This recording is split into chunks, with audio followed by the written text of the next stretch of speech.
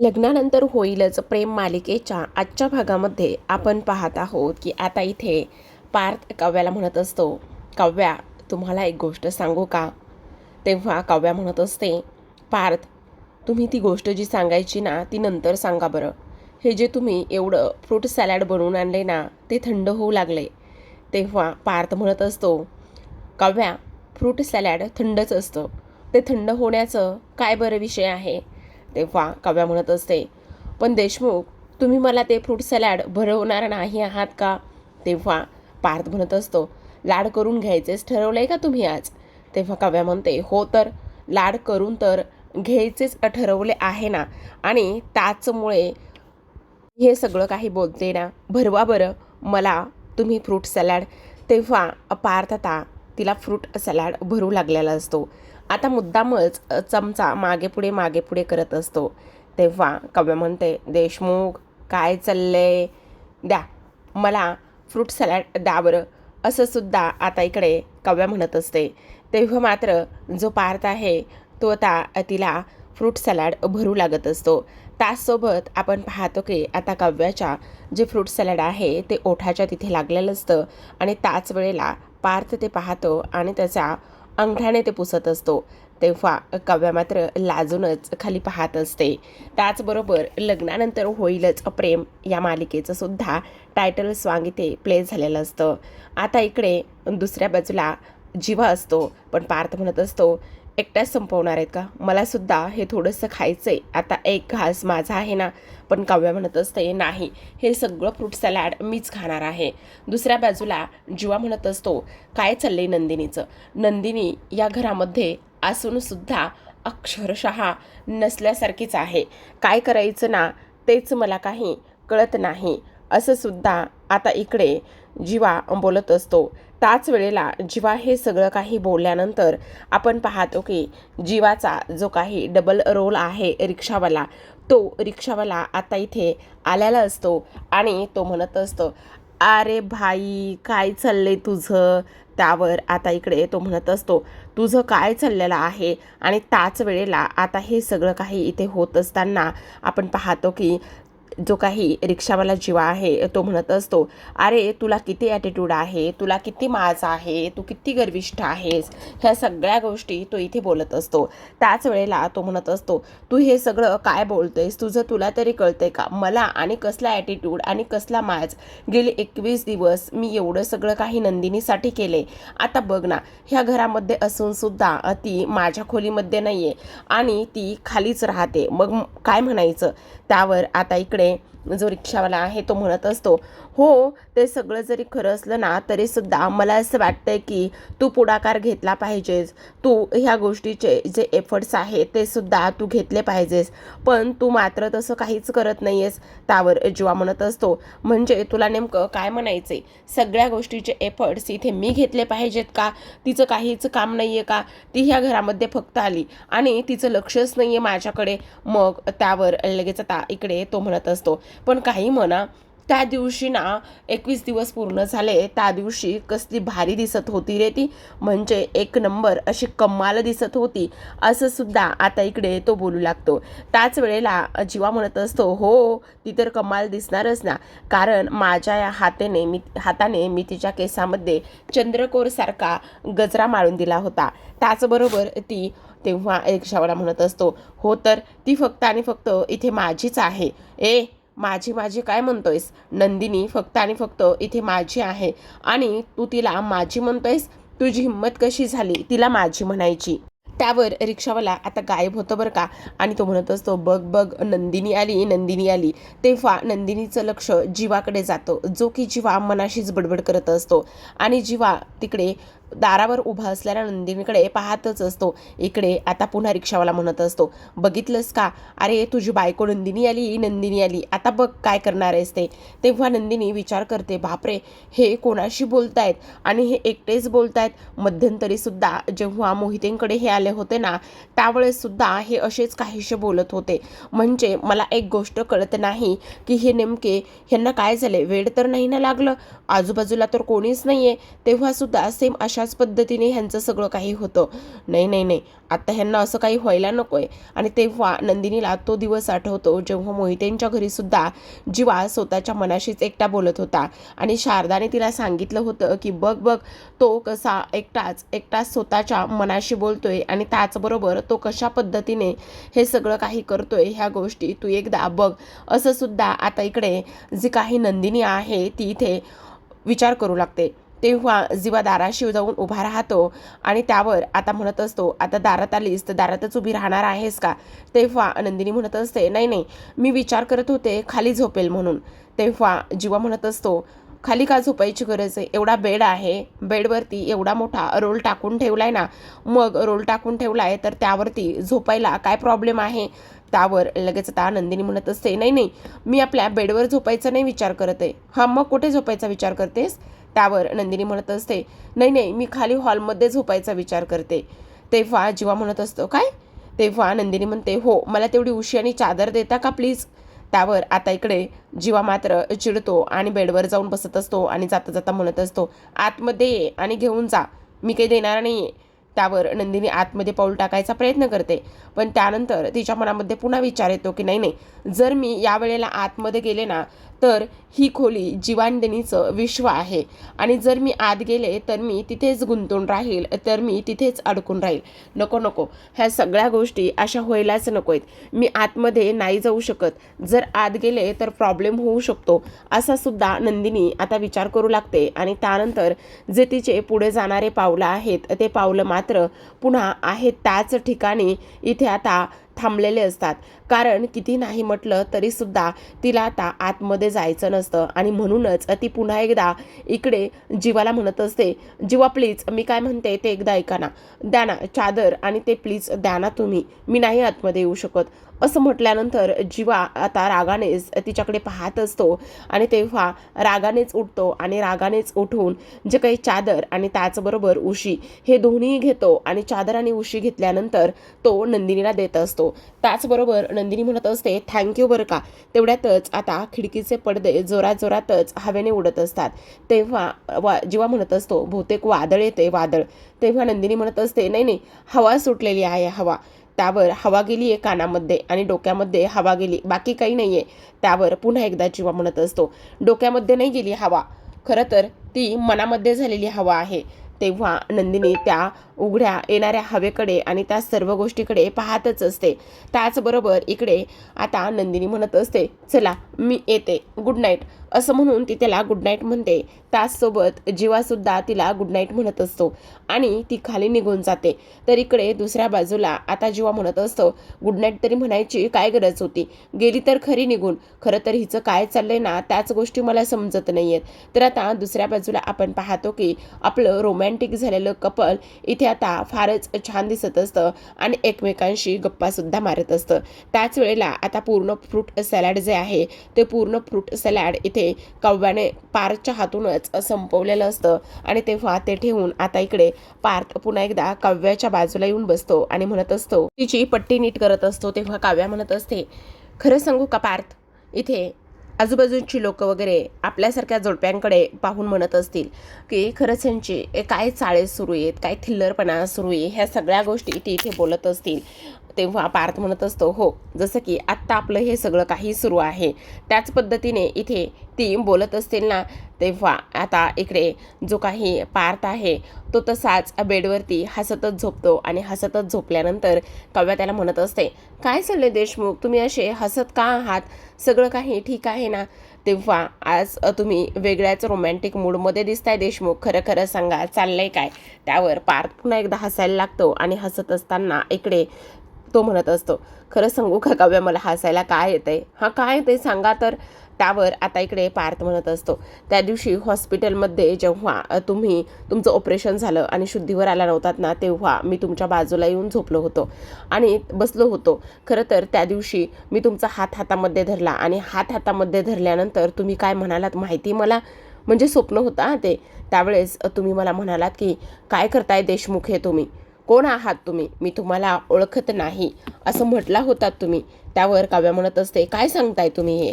हो काव्या, मी खरंच बोलतोय. हे सगळं काही तुम्ही त्यावेळेस म्हटला होतात.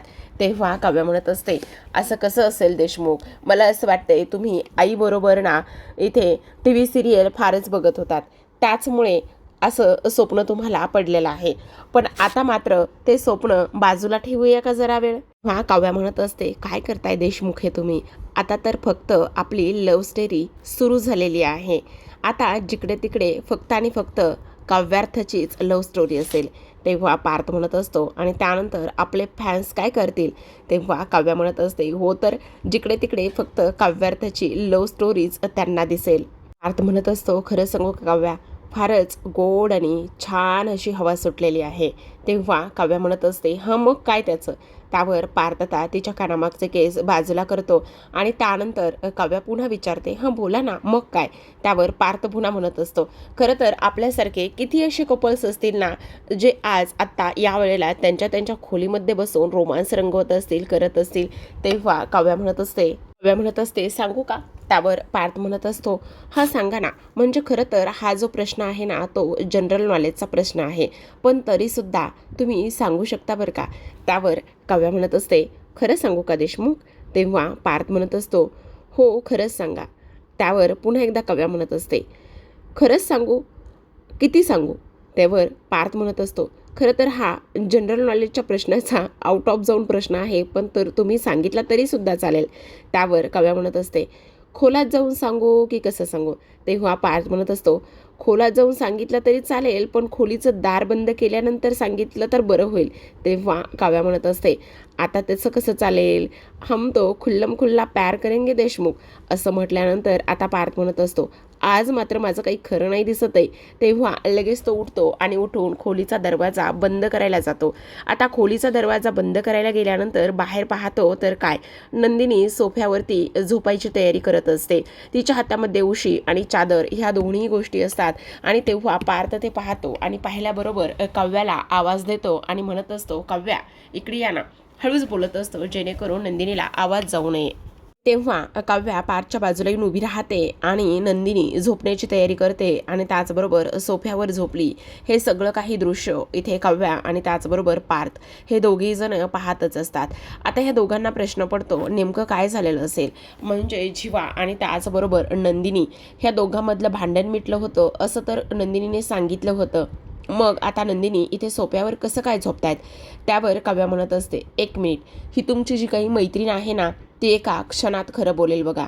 तेव्हा पार्थ म्हणत असतो, ते आणि कसं, थांबा. असं म्हणून आता काव्या आतमध्ये जाते आणि तिचा फोन घेऊन येते. आता तिचा फोन घेऊन आल्यानंतर लगेचच नंदिनीच्या फोनवर ती फोन करत असते. आणि तेव्हा आता एवढ्या उशिरा काव्याने का बरं फोन केला असेल, म्हणून नंदिनी थोडीशी दचकते आणि पटकन फोन उचलते. आता फोन उचलल्याबरोबर नंदिनी म्हणत असते, हा बोल ना बाळा काव्या, का काय झालेलं आहे, एवढ्या रात्री का बरं कॉल केला आहेस. त्यावर नंदिनी हळूच आता पुन्हा जीवाला म्हणत असते, जीवा किती चुळबुळ करताय, जरा शांत बसा ना. म्हणजे असं वाटलं पाहिजे काव्याला की आणि पार्थला खरंच ती त्यांच्या खोलीमध्ये आहे. तेव्हा काव्या म्हणत असते, काही नाही ग नंदिनी ताई, तुझी फार आठवण येत होते ना, म्हणून तुला कॉल केलेला आहे. तेव्हा नंदिनी म्हणत असते, काय झालं, तुला बरं नाही का वाटत, आणि आत्ता ह्या वेळेला तुला माझी आठवण का येते ग वेड्याबाई कुठची. त्यावर पुन्हा काव्या म्हणत असते, हो ग ताई, खरंच मला तुझी फार आठवण येते. पुन्हा अगं सॉरी, पण मी फोन केला आहे तर जीवाला डिस्टर्ब तर नाही ना झालं, सॉरी हां त्यासाठी. त्यावर नंदिनी पुन्हा म्हणत असते, नाही नाही ग, अगं तुझा फोन आला आणि मी झोपायचीच तयारी करत होते, तेव्हा तर जीवाने माझ्या हातामध्ये तो फोन दिलाय ना, तेव्हा त्यांना डिस्टर्ब अजिबात नाही झालं. पण काव्या म्हणते, पण अगं ताई, मला तर दिसतंय ना की जीवाला डिस्टर्ब झालंय म्हणून. त्यावर नंदिनी म्हणत असते, छे ग, कुठे दिसतंय तुला. तेव्हा काव्या म्हणत असते, बघ ना एकदा पाठीमागे वळून बघ. असं म्हटल्याबरोबर नंदिनी आता पाठी वळून पाहते, तर पाठी वळून पाहिल्यानंतर त्याच त्यांच्या खोलीच्या बाहेर म्हणजे अगदीच उंबऱ्यावरती काव्या आणि त्याचबरोबर पार्थ तिला दोघेही जण दिसतात. आणि तेव्हा ते दोघेही जण दिसल्याबरोबर नंदिनी आता थोडीशी शांत बसते. तिच्याकडे आता कोणताच बोलायला पर्याय शिल्लक राहिलेला नसतो. तेव्हा इकडे काव्या आणि त्याचसोबत पार्थ हे दोघेही जण तिच्या दिशेने येत असतात. आता मात्र नंदिनी काय बोलेल हे पाहणं फारच इंटरेस्टिंग असतं.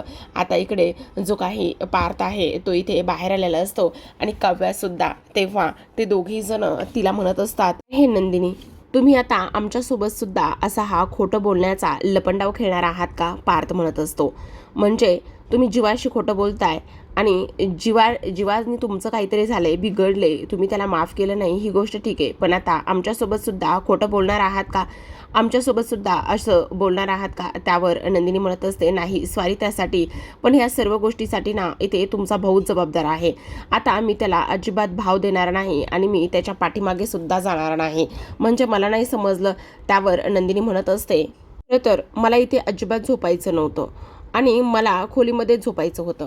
पण जीवाना हल्ली फारच जास्त भाव खायला लागलेले आहेत आणि त्यांना काही समजूनच घ्यायचं नाही आहे. त्यांना काही इथे माझं ऐकायचंच नाही आहे.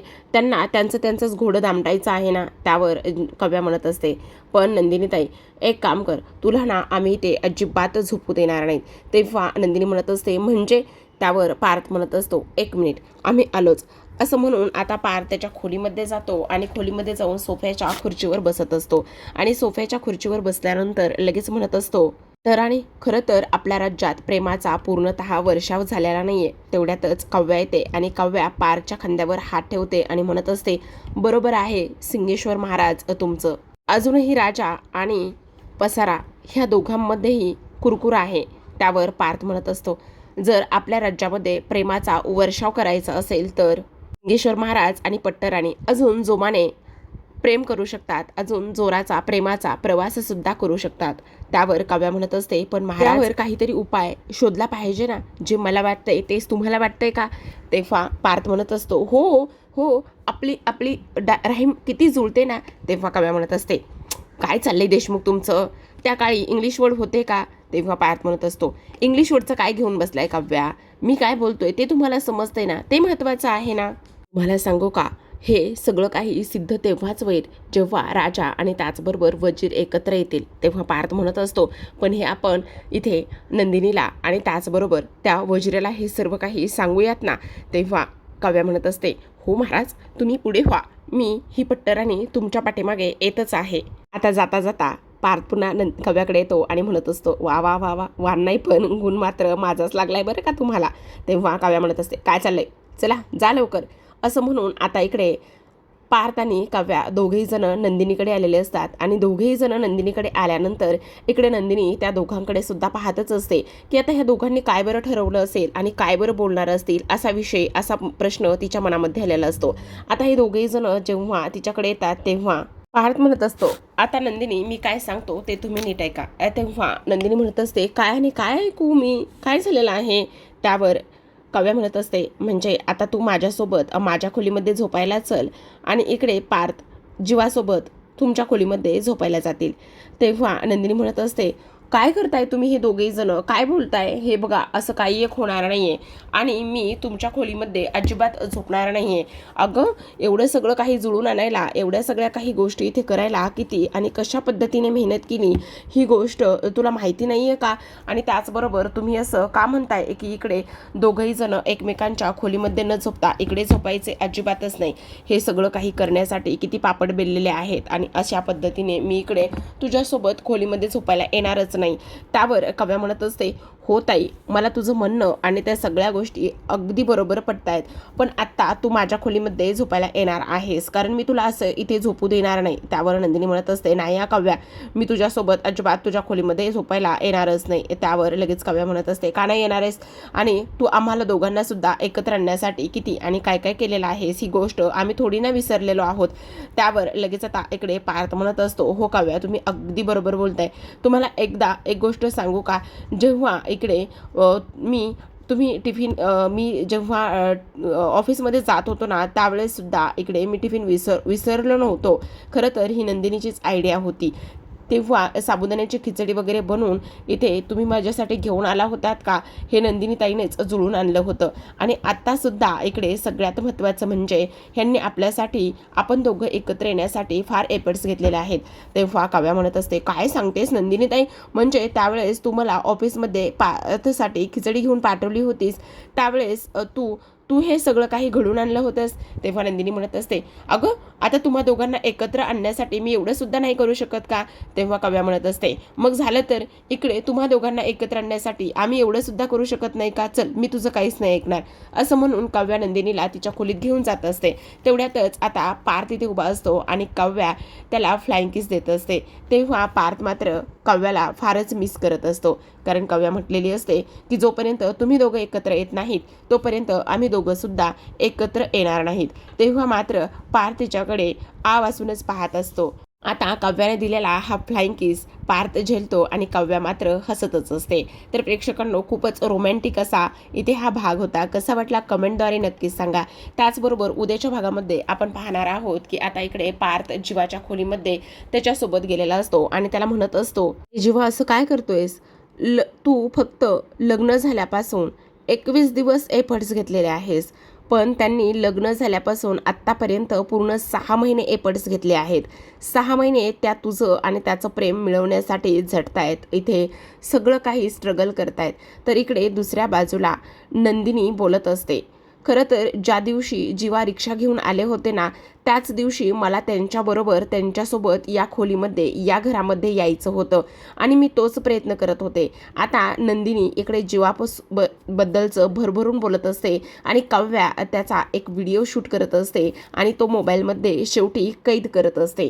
त्याचबरोबर नंदिनी म्हणत असते, ज्या दिवशी मी ह्या घरामध्ये ह्या खोलीमध्ये आले ना, त्या दिवशी हे मला म्हणाले की तू इथून निघून जा, तुला इथे राहण्याचा काहीच अधिकार नाही, तू इथे राहू शकत नाहीस, हे घर माझं आहे, मी इथेच राहणार, मी इथून का बरं आणि कशामुळे निघून जाणार, मी सुद्धा इथून कुठेही जाणार नाही. हे घर माझं आहे ना काव्या, मी का इथून जाईन, आयुष्यभर इथंच राहीन, हे घर माझं आहे आणि मी आयुष्यभर त्यांच्या डोक्यावर बसूनच राहील, असं आता इकडे नंदिनी म्हणत असते. त्याचबरोबर मध्यरात्र झालेली असते, जीवा खाली आलेला असतो आणि त्याचवेळी नंदिनी सुद्धा खाली पाणी घेण्यासाठी गेलेली असते. तेवढ्यातच आता जीवा तिला दिसतो, तो जात असतो, कारण इकडे पार्थने सुद्धा जीवाची कान उघडणी केलेली असते. त्याचसोबत इकडे नंदिनीने जी काही काव्य आहे तिने सुद्धा नंदिनीची कान उघडणी केलेली असते. जेव्हा ती जीवाला पाहते तेव्हा त्याच्यासमोर कान पकडून त्याला पुन्हा एकदा स्वारी म्हणत असते. तेव्हा जीवा मात्र तिने पकडलेले जे काही कान आहेत ते सोडवण्याचा आणि थांबवण्याचा पूर्ण प्रयत्न करत असतो. तर प्रेक्षकांनो, अशा पद्धतीने आपल्या काव्यामुळे आणि त्याचबरोबर पार्थमुळे पुन्हा आता एकदा जीवांदनी एकत्र आलेले आपल्याला पाहायला दिसणार आहेत. पण भन्नाट असा प्रोमो आलेला आहे बरं का प्रेक्षकांनो, की आता ज्या प्रोमोमध्ये ना ह्यांचं पुन्हा एकदा नव्याने लग्न होणार आहे. अगोदर होतं लग्नानंतर होईलच प्रेम, आपण आता त्यांनी एक डेडलाईन दिलेली आहे, ती म्हणजेच की प्रेमानंतर आता आपण लग्न करूयात, प्रेमानंतर लग्न.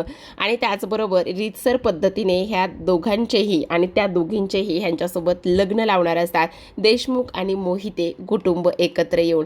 कारण बहुतेक 6 महिने झालेले आहेत, घटस्फोटाचा दयंड केलेला असावा कदाचित, आणि तेव्हा इथे हे लग्न पुन्हा एकदा रीतसर पद्धतीने मेहंदी, संगीत, त्याचबरोबर सगळ्या विधी आणि शेवटी लग्न, हे सगळं काही ते करणार आहेत, असा भन्नाट असा एक प्रोमो आलेला आहे. आपल्या सर्वांना त्यांनी आमंत्रण दिलेलं आहे. बघूयात आता काय काय होतंय त्या लग्नामध्ये. गुरुजींनी केलेलं रम्याचं भाग जे आहे ते खरं होतंय का, ह्यांची लव्ह स्टोरी कुठंपर्यंत जाती. आता ह्या मोहितेंच्या घरी जात आहेत का इकडेच राहत आहेत, पुन्हा मोहितेंच्या घरी गेल्यानंतर ह्या यांच्यामध्ये आलेला दुरावा, त्याचबरोबर त्यांच्या भेटीगाठी, त्याचबरोबर हे सगळं काही आपल्याला येणाऱ्या भागामध्ये पाहायला मिळणार आहे. तुम्हाला नक्कीच ह्या मालिकेला आलेला हा टर्निंग पॉईंट आवडतोय का किंवा आवडेल का, कमेंट करून नक्कीच सांगा. भेटूयात उद्याच्या भागात. तोपर्यंत धन्यवाद.